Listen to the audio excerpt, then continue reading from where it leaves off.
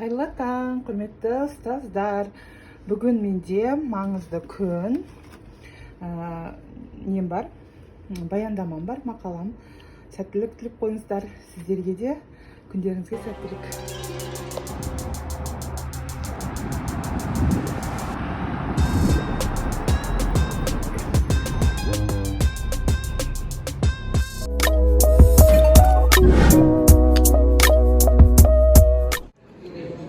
Симпозиумның бүгін екінші күні бітетін күні. Бізде осындай жерде түскі ас бұл жерде береді. Мараканда деген ресторан. Күшті екен, іші ұнады. Қазақстаннан және шетелден келген әртүрлі білім адамдары, профессор, доцент, ғалымдар осы симпозиумға осылай баяндамаларын оқып бастады. Осы жерде Әзербайжаннан келген үлкен бір профессор ағайымыздың дәрісін оқып баяндамасын тыңдадық.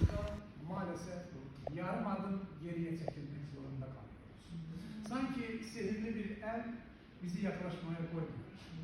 Her zaman önümüzde bir duvar olarak duruyor.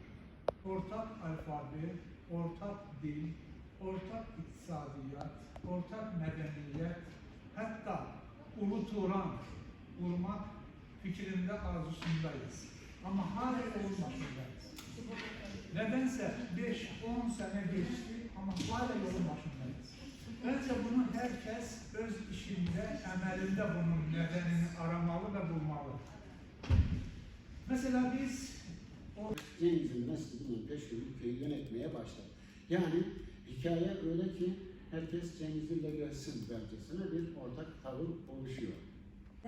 İki xil variantda ishlatilgan, muhimi bitta gapga ikki xil variantlarga uchratamiz. Bu o'zbek adabiyotining birinchi romani o'tgan kunlarning 1926 nusxasi asosida tadqiq yurgizildi. Har qanday tilda ma'lum qoidalarga asoslangan yangi til mavjud. Og'zaki Bugün sizlere Мен де өз отырысымда өзімнің баяндамамды айтып өттім. Менің баяндамам ағылшын тілі пәнінде креативті оқыту платформаларын қолдану туралы айттым. Яғни карантин кезінде басталған және қазіргі кезде де қолданып келе жатқан платформалар туралы осылай қысқаша айтып өттім. Толығымен қандай жұмыс жасау керектігін барлығын өзімнің сол баяндамам шыққан кезде мақаламнан көрсеңіздер болады. Мақаламды да осы Instagram парақшама жариялайтын боламын. әртүрлі платформалармен оларды қызықтандыратын болсаңыз, сіздің сабағыңызға да қызығады. Жаңа технологиялардың дамуымен қатар біздің осы әсіресе карантин кезінде онлайн режимге өттік қой. Сол кезде әсіресе осы платформалар арқылы онлайн түрде сабақ өттік. Оқушыларымызға да өте қатты ұнады. Сосын карантиннен өтіп, кәдімгі деңгейге жеткен кезде, жай нормал деңгейге келген кезде халықты осы платформаларды қолдануды жалғастырдық. Осы Лифоршит платформасы арқылы менің ТЖБ жұмыстарымды менің телеграм каналымнан таба аласыздар, немесе осы видеоның астына комментарий жазсаңыздар, мен сіздерге жіберетін боламын. Платформамен қолданып өтуімізге болады. Мысалы, миға шабуыл, кім тез табады және ашық жауап. Содан неге Өмір Халистемірге магистратураға барып түскен. Сосын ол жерден Erasmus деген бағдарламаны жеңіп алып, Европада, Германияда 6 ай практикасында жүріп адам өткен. Соған қарамастан, соншалықты одан докторантураға түсті қазір. Соған қарамастан, кәдімгі жетісайда, кәдімгі мектепте салып береді ағылшын. YouTube каналы бар, Instagramда жүргізеді, постоянно өте жаңашыл, жаңадан қалып кеткен жастардың жаңашыл мұғалімдер. Мен постоянно бақылап қадағалап отырамын. Мен керемет жаңағы платформалардың бәрін мысалы мен неден көремін. Көп мұғалімдер көмектеседі. Ойындар жүргізеді, ұтыстар жариялайды. Кәдімгі жаңашыл бір жаңағы мен мұғалім. Бізде байланысуымыз керек.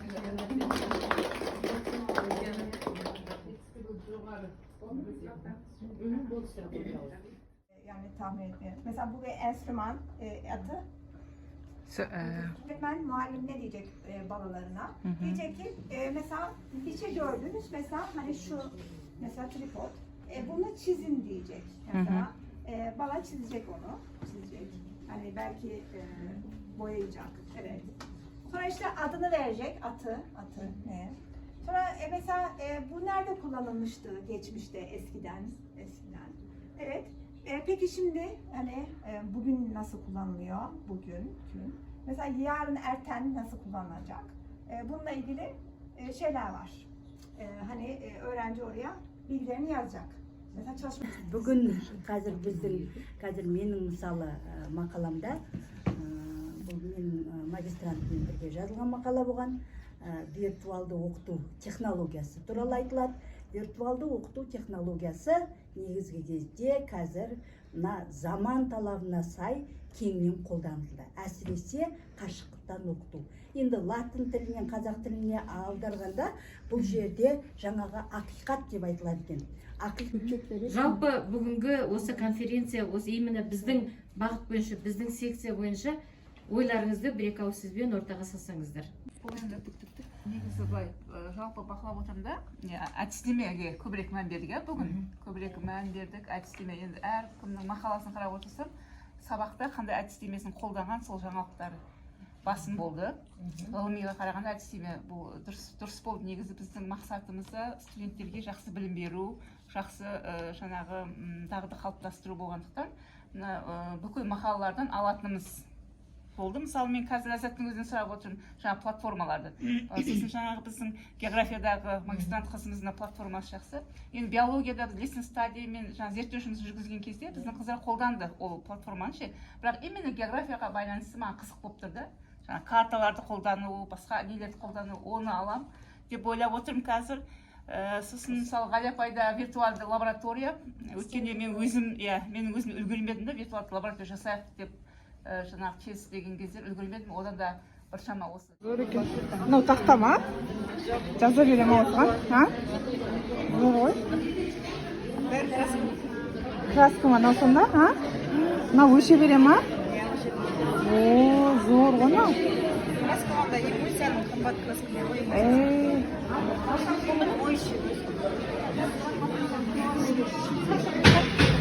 Зор ғой мынау.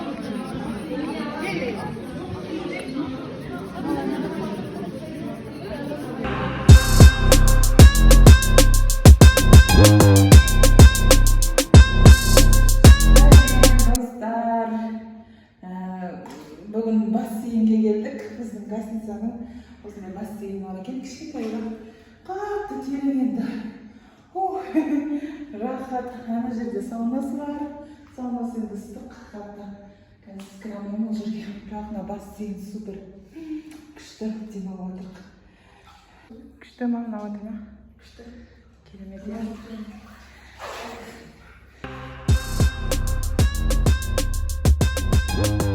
Алматыда olan табиғат керемет. Bizi ortalığa koymaktadır. Hem de birbirimize kalben dost olmamızı ortalığa koymaktadır. Ben eminim ki nöbeti iller da... Şuşa gezisi istiyoruz. Şuşa gezisi istiyoruz.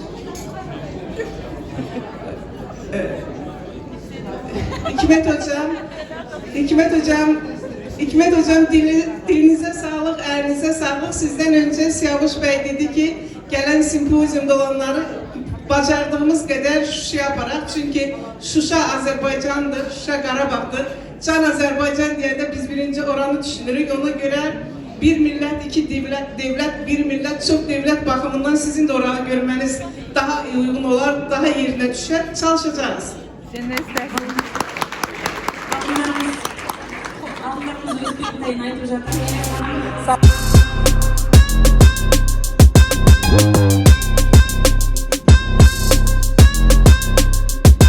Arkasında canımızdan sağ Бүгінгі үлкен симпозиумның қорытындысы ертең жақсы жалғасымен жалғасып жатсын. Ағайын, елдеріңізден қайтқалы отырсыздар, жолдарыңыз болсын. Елдеріңізге аман-есен жетіңіздер. Жақсылығымыз болса жанымызда болып, бір-біріміздің қуанышымызда кездесіп жүрейік. Ал онда құлақтарыңыз жақсы бір әде болсын, ауыздарыңыз дәмді болсын.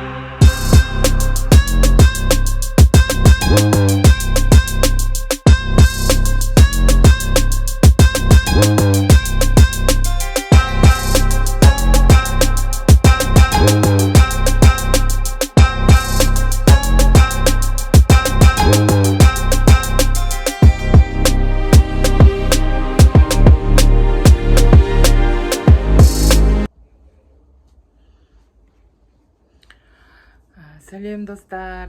Бүгін бізде Алматыдағы соңғы күніміз. Алматыдағы негізгі келген себебін көрген боларсыздар. Симпозиумға келдім.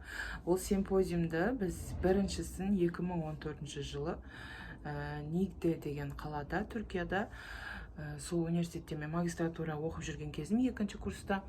Сол кезде ұйымдастыру ретінде, волонтер ретінде қатысқанбыз. Қазақстаннан келген қонақтарды күтіп алып, барлығын үлкен кісі оқытушылар, мұғалімдер, жаңағы білім адамдары ғой көбісі, соларды күтіп алып, сөйтіп неғамыз.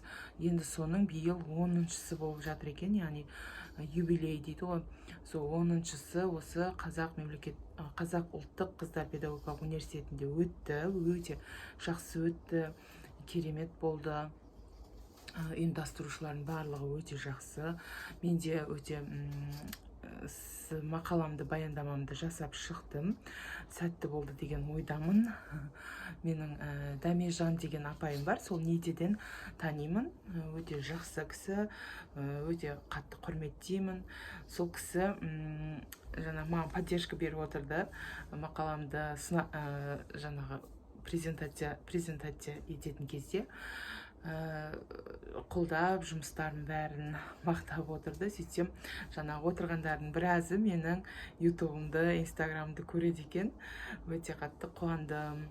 Және Нигдеде жүрсем, Нигде деппін ғой, Жемпеттің алдында жүрсем, бір апай қасыма келіп, сізді историядан көріп отырам, Алматыға келгеніңізді көріп, ой, жақсы болды, осында келеді екен деп ойладым. Күшті, бәрі керемет деп неғып кетті мені. Қатты қуанып қалдым енді. Солай Алматыдағы студенттік кездерімізді бір еске алып, симпозиумның несіне де 10 жыл болып тұр.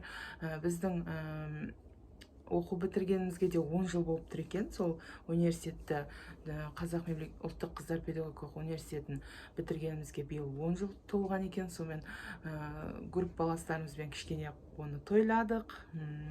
Студенттік кездерді еске алдық. Алматының түнінде жүрдік. Керемет енді барлығы.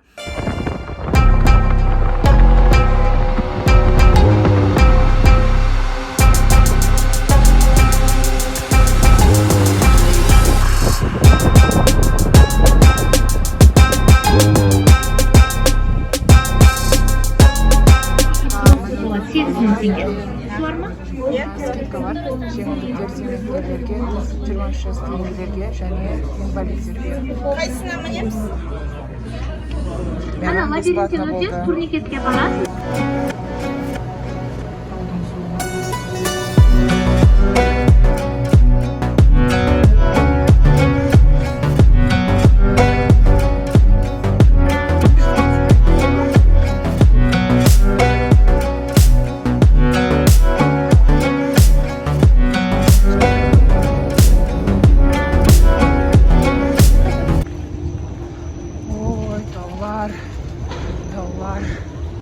Мынау аспалы немен мынау екінші станцияға дейін келдік. Вообще күшті вид. Супер. Керемет енді. Қарлар тұр екен әлі. Осы қардан бірнеше бір қабын алып, жетісайға алып барайын ба? Не дейсіздер? Хан Тәңірі, Тәңірі таулары, Тянь-Шань тауынан барлықтарыңызға сәлем. Мұнда таудың үсті керемет погода. Ауаның өзі бір прям күшті. Күшті демалыс болып жатыр Алматыны. Негізі 4 жыл Алматыда оқысақ та көрмеген жерлеріміз өте көп қой.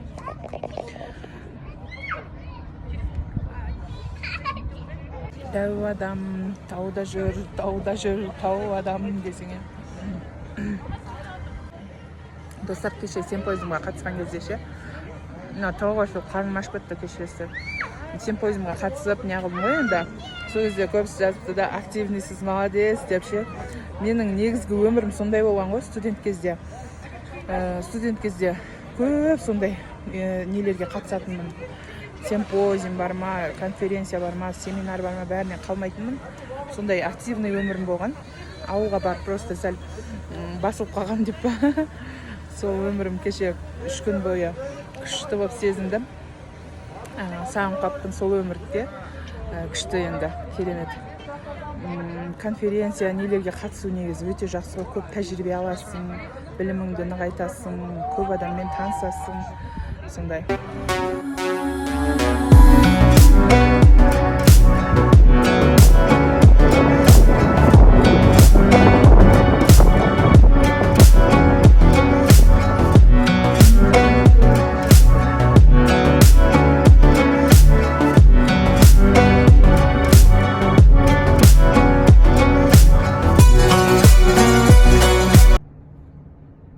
Заброшенное здание ваше. Ешкім кіре алмайды ғой. Неге? Ішінде елестер бар дейді.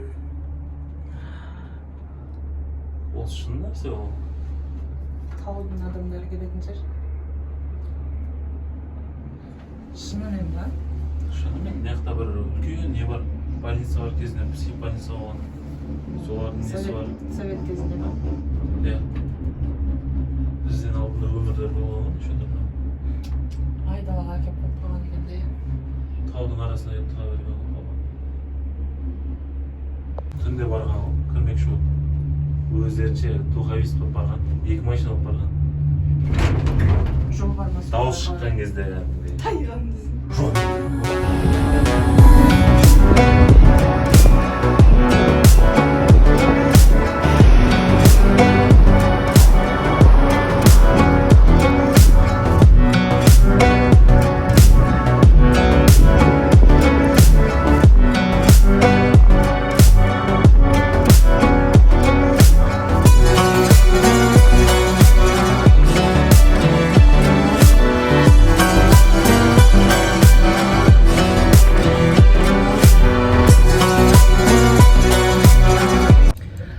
Достар, біз Алматыдан кетіп жатырмыз. Тальго пойызымызға міндік. Іші өте әдемі екен. Купені алған болатынбыз. Салқын кондиционері бәрі бар екен. Алматыда келесіде көріскенше күшті қыдырдық, күшті демалыс болды.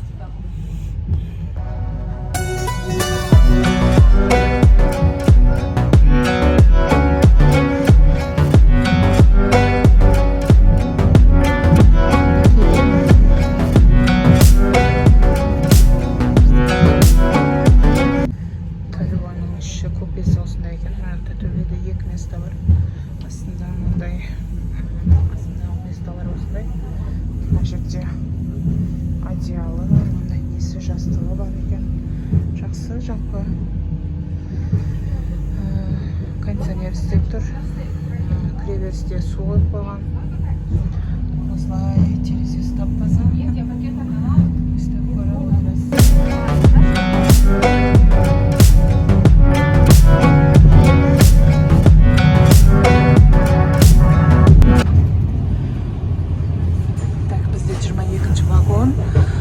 Алматы 2-ден бастап Отар, Шу, Тараз, Түлкібас, Манкент, сосын барып Шымкентке тоқтайды. Таңертең құдай қаласа. Мына жерден андай су қойып қойған. Мына жерінде ыстық су и мұздай су ағады. Қандай бокалдарды қойып қойған. Кофе бар ма екен? Нами Күшті ма? Күшті. Алматы қалай бар ма? Қайтып келген